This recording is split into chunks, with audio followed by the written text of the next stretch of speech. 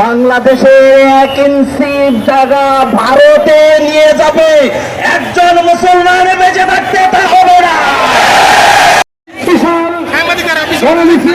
গণমিছিলের শেষে বক্তব্যের মাধ্যমে আজকের এই কর্মসূচি সমাপ্তি ঘোষণা করবেন ইসলামী আন্দোলন বাংলাদেশের সংগ্রামী প্রেসিডিয়াম সদস্য সংগ্রামী জনতা অধ্যাপক তাহমিদুর রহমান।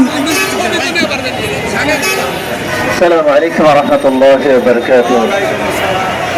ইসলামী আন্দোলন বাংলাদেশ ঢাকা মহানগর উত্তর দক্ষিণ শাখা কর্তৃক আয়োজিত আজকের এই গণমিছিলের সম্মানিত সভাপতি, ইসলামী আন্দোলনের সম্মানিত মহাসচিব হযরত মাওলানা গাজী আতাউর রহমান সহ নেতৃবৃন্দ, আসলে ভারত কখনো আমাদের বন্ধু হতে পারে না।